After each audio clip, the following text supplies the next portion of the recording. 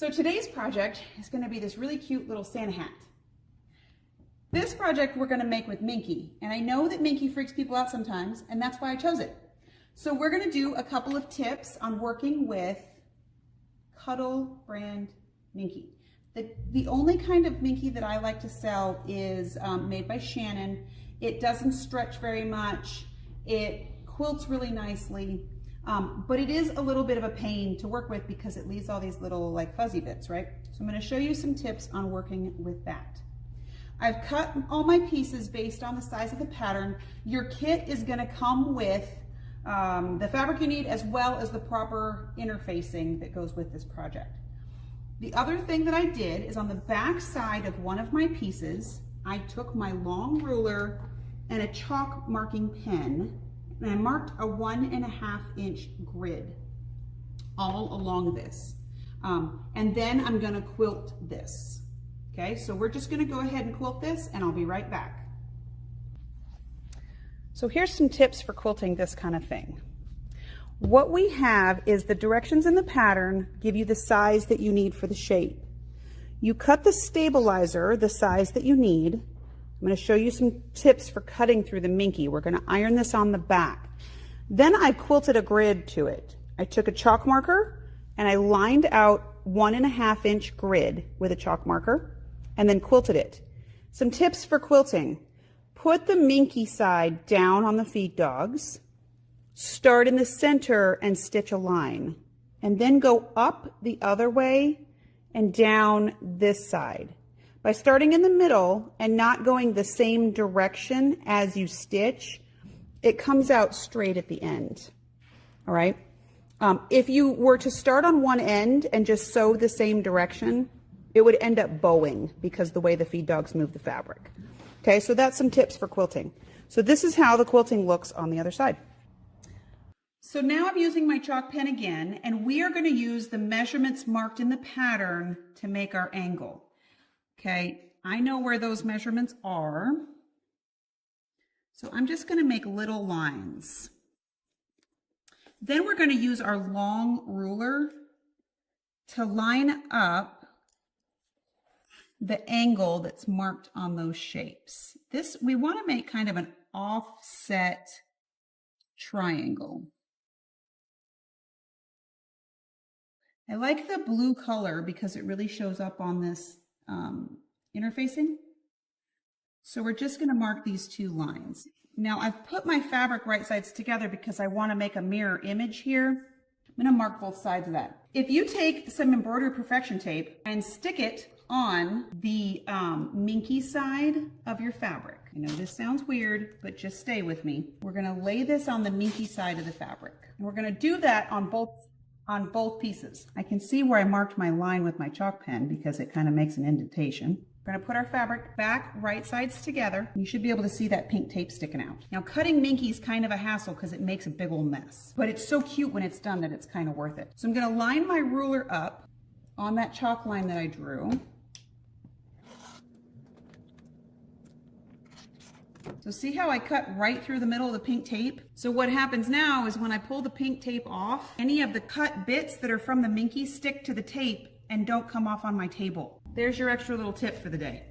Now we don't, see how when I'm pulling the tape away, all the cut Minky is on the tape and not all over your mat and everywhere else? This is my favorite trick for cutting through Minky. So now we're going to put a zipper in. I know that makes some of you itchy, but I promise this is easy. I'm using a black zipper so you can really see it. Your kit will have a white zipper in it. Plus this one's cool because look, it's got rainbows in it. The way I like to put these zippers in, one is I'm going to show you some tips on moving the zipper around. I'm going to use that fusible tape again because the fusible tape keeps everything where you want it to be. So let's go talk about that. So people get really itchy about putting zippers in, and I've already done the other half so you can get a picture of kind of what it's going to look like. I'm going to take my 1/4 inch tape and I'm just going to lay it along the zipper tape. And you want to get it as close as you can to the edge of the zipper tape because we are going to top stitch our fabric. And I want you to see too that we are using fluffy Minky, which also makes people a little nervous.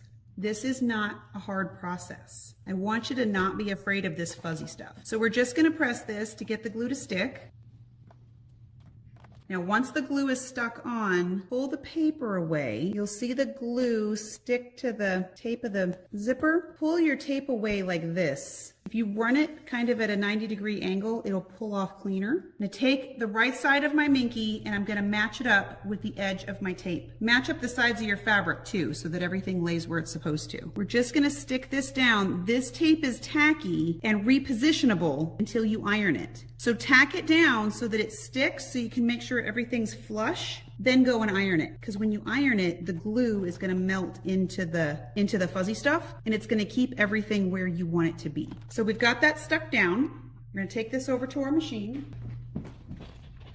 and I've got a zipper foot on with the needle on the left side. I moved my zipper pull out of the way so I don't have to deal with it. Drop my foot. I'm going to use the edge of my zipper foot with the edge of my fabric for this pass. And we're just going to sew this on. Backstitch it so you can fuss with it. Now this is Minky, so you don't really have to go back and press this again because it's just going to roll open. I'm going to top stitch it because I want the zipper to lay flat on the back side. You can see I've already top stitched the other side. So I'm going to just flip this over and put it back in the machine.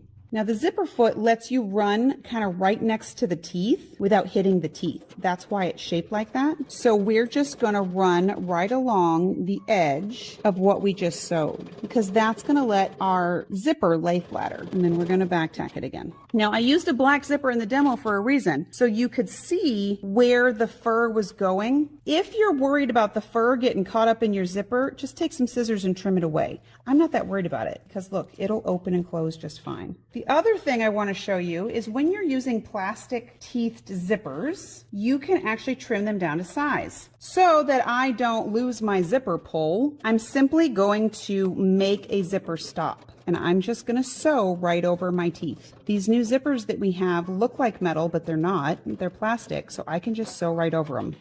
So now what I did was I used a piece of zipper tape, and now I can't lose my zipper pull.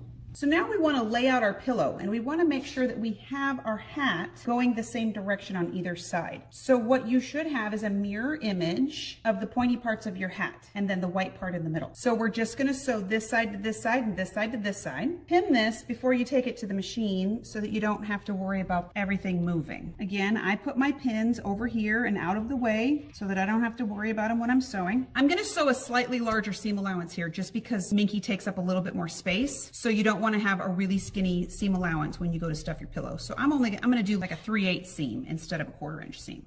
You want to make sure at this point, if you didn't stop at one end or the other, make sure your zipper is in the middle for this part. Otherwise, you won't be able to open it. You're going to take your pillow, and you're going to match it up. Just fold it in half, your zipper's on the bottom, and all of the other stuff is matched up. Match these two seams, but fold them the opposite directions so that you don't have all this bulk in one space. Face them away from each other. This is going to do two things. One, it's going to make the seams match up around the sides of your pillow so that they don't, dog ear off, and it's going to make less bulk right there in that seam. Also going to match these corners and this other side seam. If you roll this side up, roll this side up just so that they have the same direction, and everything will just lay flatter that way. And then we're just going to sew all the way around, again with a slightly larger seam allowance. Now I've got my zipper tape folded down, so at this point I can tack that tape down facing up, and that will just stabilize everything in the corner over here. Then I'm going to simply close up my pillow. I'm going to sew all the way around, make sure that this is going the direction you want it before you get there.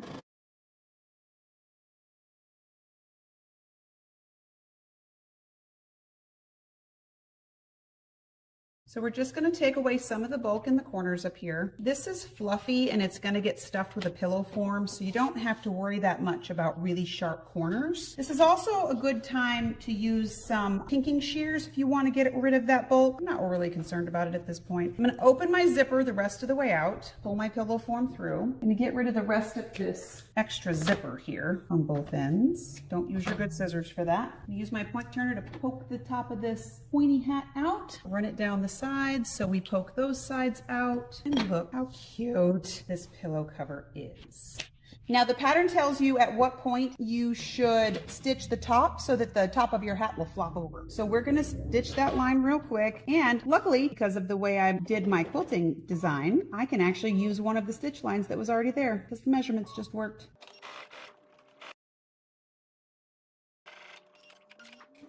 Now we just need to stuff it with our pillow form, zip it shut, and you've got a floppy little Santa hat. Now I have a pom-pom maker, and your kit is going to come with some white yarn. It makes a little pom-pom that you can stitch to the end.